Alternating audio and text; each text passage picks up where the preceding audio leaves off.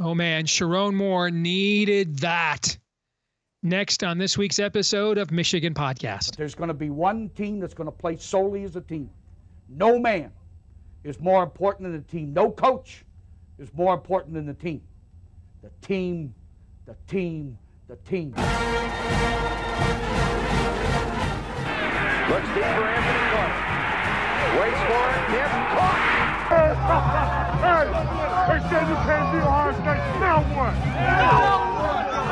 Brady gets terrific. Throws it, and a touchdown, Knight again. Schultz just before Brazil got him, and a leaping interception by Woodson. Harbaugh back to throw over the middle, caught by Collier at the 5 on his feet, touchdown Michigan. On its way. It's good. He's 5'7", 179 pounds, a junior at Michigan. But Jamie Morris packs a wallop, and he delivers for Bo Schembechler. And here's your first play. Pressure coming. Sack. It is Glenn Steele, number 81, who fought his way through the traffic. Option. And Robinson calls his own number, and he's going to score. Oh, an easy touchdown for Robinson and Michigan.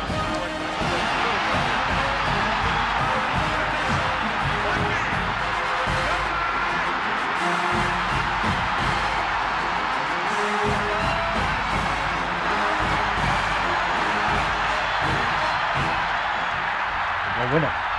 We're going to win the championship again because we're going to play as a team.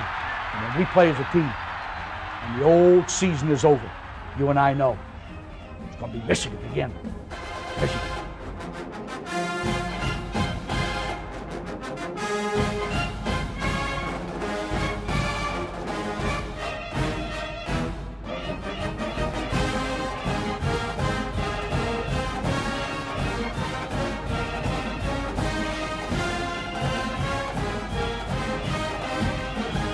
Go Blue, I'm Steve Deace. Welcome to this week's episode of Michigan Podcast. Quick programming note, I'm traveling for work next week, so no Michigan Podcast a week from now, but let's talk about the week we just had. And boy, howdy, did Sherrone Moore need that. I mean, he needed that bad. And in the first quarter, it looked like, I'm getting texts from people who would know saying, throw in the damn towel. Okay. That's not what you want for a first-year coach. But he said something between the first and the second quarter. He admitted he said some things he cannot repeat. And given the way the team played the next three quarters, I kind of wish he would have said those things about 5 weeks ago. All right. Nevertheless, we salvaged at least something from this season by beating our in-state rival. And, pour one out for those of you that live in the state of Michigan. I heard from several buddies of mine that are Michigan fans, booster alumni, who were just like, we at least have to win this game. It's insufferable around here when we lose it. He got her done. And he's, by the way, the first-year coach at Michigan to beat Sparty since Benny Oosterbaan in 1948. That's how long ago it was that a new coach at Michigan beat Michigan State in his first year. Now, do not get me wrong. This was not an impressive display of football by Michigan, but it was efficient. So Michigan still displayed its personnel and schematic deficiencies, but it also executed with an efficiency that it has not demonstrated much of this year. So it's not as good, but the brand looked like what we've seen be so successful here the last few years. Michigan has been among the nation's leaders in turnover margin now 3 consecutive years. It's one of the nation's worst teams in that metric so far this year. Zilch, goose egg turnovers against Michigan State. And then, of course, penalties. Michigan was the least penalized team in all of college football a year ago. 0 goose egg, no penalties against Michigan State, no sacks, very few tackles for loss. Michigan just did not beat itself. Now, you're not going to beat Oregon. You're not going to beat Ohio State. You're not going to beat Penn State. Probably this year, not going to beat Indiana by just playing solid, we didn't beat ourselves football. But if you played this way against Illinois, you win. If you played this way against Washington, you win. And if that's the case, then you're 7-1 right now and still in the top 10. Let alone 5-3 unranked and getting questions about Will Johnson and whether he's just going to go ahead and use this as an excuse to Emeka or to The other Jackson Smith and Jigba, who had a hamstring issue that cost him an entire year and just shut this thing down for the NFL. But you didn't play this way all year long, but you played this way this weekend. So hopefully that can be something to build on moving forward. Sherrone Moore needed this badly. As I said here on the show last week, we're running out of reasons to retain this guy. And to then come out and to lose to a Michigan State team that is in clear rebuilding mode, although Jonathan Smith, I think, is a good coach, and they've been fairly solid at times this year. They're at least, competing for bowl eligibility, and that's good for a team whose win total was 4.5. They're almost already to that win total, and they probably think they should have surpassed it against us. And maybe, it's just what happens. The margin of error, unless you have a great quarterback in college football, can come down to plays like, right before the half, if Michigan State tries that run and doesn't get 15 yards and only gets 2, then they probably just take a knee. And then the next play where Aiden Childs gets strip sacked and we recover and kick the field goal to go ahead before the half, likely never happens. But that's the kind of stuff that occurs, all right, when you're not that much physically better than the teams you're playing against. The margin for error shrinks. We saw this the last 2 weeks on the road against Illinois and against Washington, and now it was our turn. And we still had to take advantage of it. We still had to execute, still had to make that kick. I'm not a Davis Warren guy at all. I don't think he's a Big Ten caliber starting quarterback, but I thought he did have a couple of very nice throws. I think the coaches finally figured out how to use him and Alex Orji together.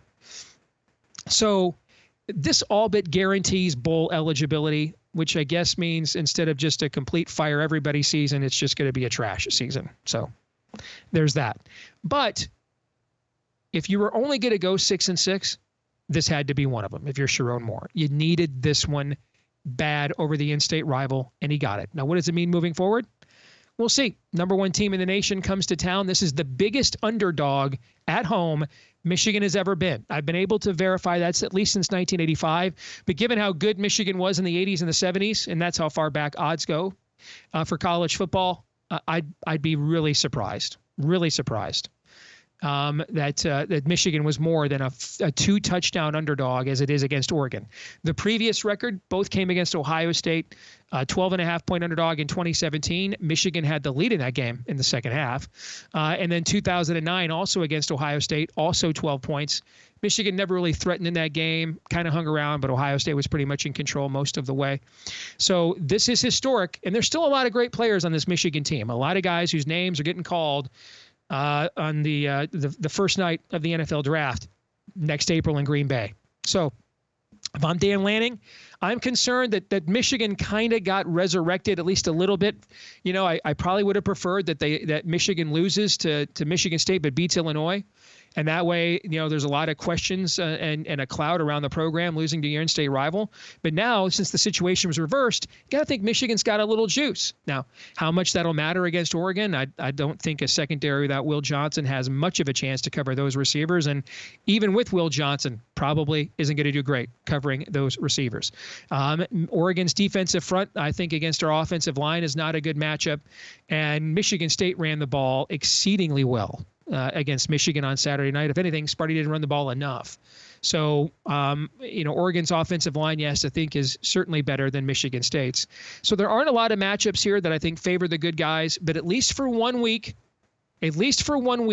we got to enjoy this college football season, because if it's been a lot of things here heading into week 10, enjoyable would not be one of them.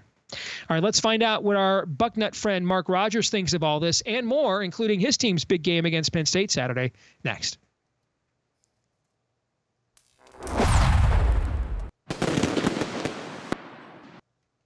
All right, let's find out what they think over there on the scarlet and gray other side of the septic tank. Let's bring in our buddy Mark Rogers. You got to be watching his fantastic channel here on YouTube year-round for some great college football coverage. Good to see you, brother. And let's just start with what I opened up this week's show with. I can't think of a time a first-year coach needed a win more than Sherrone Moore needed this win on Saturday over Sparty, by hook or by crook, and he got it done. And he got it done, and I'll say this too, Mark, in a way that Michigan fans are accustomed to winning games. The last few years, Michigan has led the nation, or been among the nation's leaders in turnover margin, among the nation's leaders in fewest penalties committed, no penalties, no turnovers, just played a clean game. Wasn't great. They didn't look impressive, but they at least didn't go out there and beat themselves as they have, on top of being unimpressive most of the year. No penalties, no turnovers. Let's add no sacks taken by the offense. So those are things that can be controlled across the board. Regardless of who you're playing, you can generally control, not necessarily turnovers, of course, based on the opposition, but in terms of playing a clean game. So we have piled on to Sherrone Moore, me included, for just flat out bad coaching. And there's still plenty of evidence of that in the past. But some of us allow players to improve throughout a season. I guess we can allow that for first-year head coaches as well. Bill Belichick was certainly not the same coach with the New England Patriots as he was head coaching the Cleveland Browns. He learned quite a bit. So I'm not forecasting a Hall of Fame career for Sherrone Moore. But again, the stat line that you just gave, and that is on the top line of my notes, is exactly that good coaches discipline football teams to execute and to not turn over the ball, because protecting the ball secures wins 80-85% of the time, and not to commit penalties, to be, as Sherrone Moore said during his news conference yesterday, that between the first whistle of the game and the last whistle of the game, that his team showed a lot of class, a lot of dignity, and played the game the right way. However, of course, things got out of hand after that. But this was a class effort by a team. Now, let's understand, this is Michigan State. I know it's a big win. I know it's a rivalry. It's a game that I always enjoy watching and have cherished for a long, long time from an outsider standpoint as one of the great rivalries in college football. But it is Michigan State. Let's understand, Aiden Childs is 19 years old, just barely, and this team lost to Boston College. They got completely obliterated by Oregon. Forget a somewhat respectable final score. If you watch that game, wow, they were completely outclassed. Played a little bit more competitively against Ohio State, but this is far from a class team, a first-tier team in the Big Ten. So they beat a mid-tier, to be kind, low tier, if there is such a thing, team in the Big Ten by a touchdown. And, of course, we know the first two drives of the game could have resulted in 14-0 Sparty, which would have been difficult to come back from. So that's my balanced approach to this at this point. I just think there are 4 legitimate playoff potential teams in the league. And then I think there's 13 other teams that is really going to come down to, are they playing at home? And then how do they execute? And are going to really struggle to win games on the road. And Michigan's in that group. And then there's, I would put Purdue and UCLA still at the bottom of the league, although the Bruins seem to be improving. I'll say this, Mark, I've seen worse Michigan State teams than this beat better Michigan teams than this. So what about the state of the rivalry too? I'd love to get your perspective as an outsider, because you mentioned more extracurricular activities. I can think of in 2007, there was, kind of a pregame free-for-all between Michigan and Ohio State at the Big House. There's the infamous 1973 game where Woody had the Buckeyes come out of our tunnel and tear down the Go Blue sign over the banner that Michigan famously touches coming out of the game.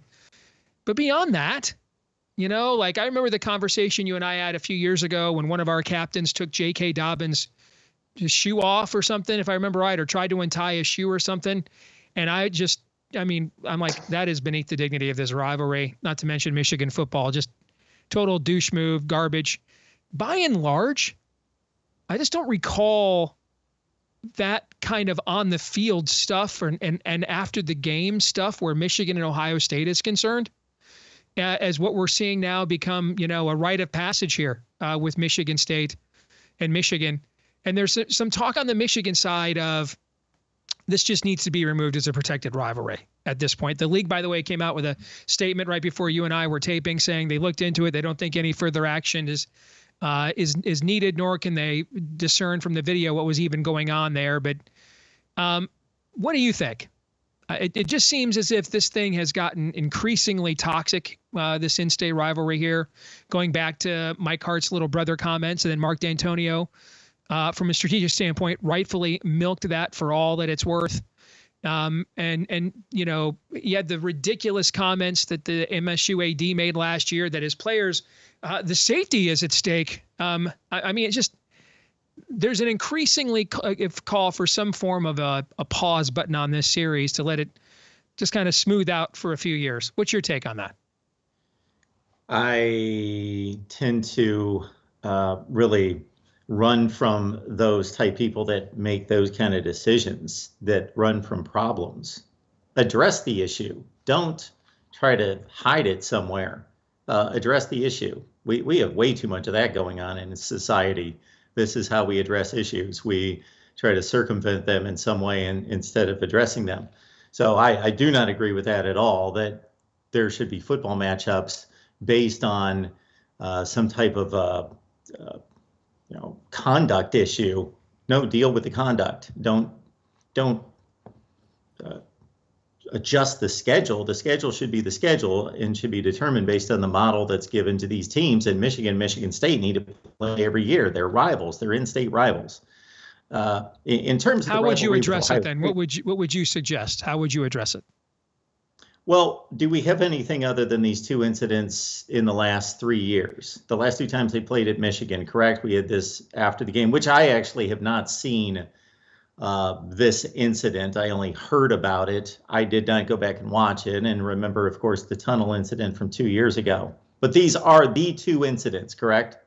By and large. I mean, there's lots of legends about what goes on during the game at the bottom of piles and that kind of stuff, you know, year after year after year. But in terms of after the game, even go back to 2019, remember we were blowing them out and one of the Michigan State players basically got ejected for body slamming Shea Patterson when the game was clearly out of reach. So I'm sure if you talk to, you know, some Sparties, they can regale you with tales of how, you know, Michigan players have treated them similarly over the years. So, yeah.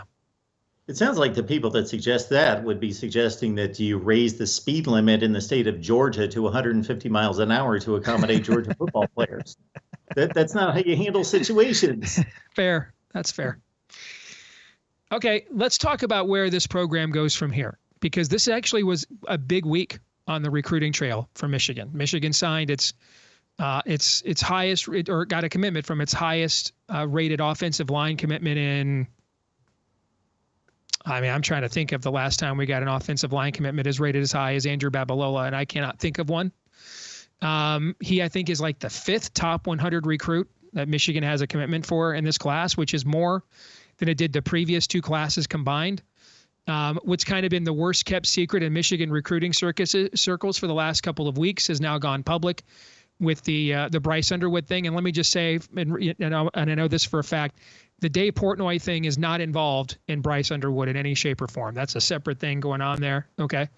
But there's a lot of smoke now that he's the consensus #1 player in the class from down the street in Belleville. So what's the big deal? Well, he barely paid any attention to Michigan as a recruit. I mean, he came, finally we got him to come on a visit for the Michigan-Ohio State game last year. He left at halftime. All right. So, I mean, this would be a pretty big flip. It's also indicative, I think, though, that Michigan has finally decided to join the modern world and realize that it's going to have to start, you know, paying for labor now in a market economy called college football. Getting maybe they're on the verge of a flip of one of the top corner prospects in the country who's committed to Georgia. So we're talking about flipping guys that are at LSU and Georgia, where you and I both know, Mark, they ain't going to school for free. Okay, so that clearly indicates a paradigm shift on the Michigan recruiting front. Your thoughts? Well, I think we started to see that shift last year, didn't we, with retaining the football team coming back. That in no way was cheap. So that was a first step. Certainly wasn't throwing money at 17-year-olds, but that's the cost of college football and staying in competition. But again, for them to take the step to say, we want to retain what we have and to play for a championship. And we know that these guys' hearts are in it, but hey, they have to make business decisions as well. So we're going to start throwing money around to retain a team that can make a run at a national championship, and it paid off. And so now this is the next step. It's to, sometimes you have to get kicked in the head. And for Michigan, it's only been 6 or 7 games. It's not been 3 years for them to realize that we need to throw some money at these players. And this is the way business is conducted going forward. Some of the recruiting trends in this country, in this college football landscape, are quite curious. They're pretty obvious, but they're curious at the same time. When Auburn is playing just horrendous football, no signs of life otherwise, and they just go on a month's run of securing just all sorts of 5 stars. That's what's going on. What's your view of Michigan's chances against Oregon this weekend? Looks like it's going to be a nice day. Temps in the mid-50s, but serious weather as of right now. You have the 2 time zone thing, of course, but I don't know how much that really matters when you're the number 1 team in the country. If I were Dan Lanning, I'd be concerned. I would have preferred that Michigan beat Illinois and then lose to Michigan State. Okay, and I catch them coming off a rivalry loss with their daubers down, because the thing I would be concerned about, Oregon. Man 1 to 22 is the better team, but there is still a top level of talent on Michigan's roster, the guys that could take over a game. Okay. A Mason Graham that could just take over the line of scrimmage and have an All-American game where he's got 2.5 sacks and 4 tackles for loss, and he's just wrecking your offensive line all game long. You still have some of that kind of talent. If I were Dan Lanning, the concern I would have is that a talented team whose season looked over now suddenly looks like maybe they've got some juice and some life left, and they're not, and there's no pressure on them at all. They're not playing. So, throw it all out, see what you got. Kirk Campbell's basically coaching for his job as the offensive coordinator still. That would be the concern that I would have if I were Oregon. But beyond that, I'm not sure how concerned I would be. But what are your thoughts? Yeah, it kind of has the feel of, let's say, the first thing that came to mind was the, aged Cowboys teams of the early to mid 1980s that were still getting back to NFC championship games, trying to hold off the Eagles and the Redskins, who were much younger and more poised and more explosive. But yes, this Michigan team, they're proud. They have fighters on this team. Guys have already proven that they can step up to any level of pressure, and we know what the obvious pressure of going through the gauntlet of a national championship run. But on top of that, some would argue the most pressure that anyone has faced under a microscope of NCAA violations or allegations at the same time. And therefore, these guys are, for their age, hardened veteran players with a ton of talent. And like you say, at the top end of the chain there. And then, of course, they're in the big house. And this might get their juices flowing, and really, this is our opportunity, even if we ride home with 3 to 4 losses this season and don't sniff the playoffs, that, hey, we make our mark on this, we defend, in a sense, our national championship against the number 1 team. It could be skewed in such a way to say, this is our national title defense. We're taking on the number 1 team in the country. We are defending the old guard of the Big Ten, and we want to show that we haven't gone and run away, but we're still fighters and we're still champions. So on a given day, I just think that this is an intriguing matchup, and of course Oregon's on a roll now. They're not going to play perfect games for the next 6 or 7 weeks like they have the last 6 weeks. They've pretty much played flawless football ever since those first 2 weeks of the season. So that has to end at some point. I expect a tremendous game. Texas, of course, is the equivalent in regards to not necessarily scheme on the offensive side, but a similar caliber team. And we'll see if Michigan has learned anything, or their coaching staff has learned anything from that, because again, we got Davis Warren back at quarterback to face that caliber of speed and explosiveness on the other side of the ball. And I know that I stated at the time that I would have opted, not that it was an ideal situation. No option was clear at quarterback, but that I would have thought that coaching 3 or 4 mistakes out of Davis Warren, I said this, I think, after the Arkansas State game, coaching 3 or 4 mistakes out of Davis Warren per week might be the best option. When I tell you that at least since 1985, that's as far back in the database as I could go, this is the biggest underdog Michigan has ever been. And the previous 2 highs were Ohio State at home, previous home underdog, I should say, Michigan's ever been. And given how good Michigan football was in the 80s and the 70s, the database goes back to the 70s. I'm pretty confident Michigan was never a 2-touchdown underdog at home in either of those decades. So we're talking about the only 2 times it's been this way. 2017, Ohio State was a 12.5-point favorite over Michigan at the Big House. And ended up winning that game, but they had to come from behind in the fourth quarter to win that game. And then in 2009, Rich Rod's second year, they were 12-point favorites, and Michigan hung around, but it was never really in doubt in that game for Ohio State that year. So this is the biggest underdog at home Michigan has ever been, according to the odds makers. When I tell you that, your reaction is what? Well, I go to the analytics and I go to the numbers that I like to collect. And first of all, if you're just looking at the landscape of college football, there have been far more double-digit underdog wins this season than last season. There were 18 in the Power 5 last season. I don't have the number for you right there, but it's in the 20s already in terms of double-digit underdogs through week 9. So we're seeing crazy scores out there.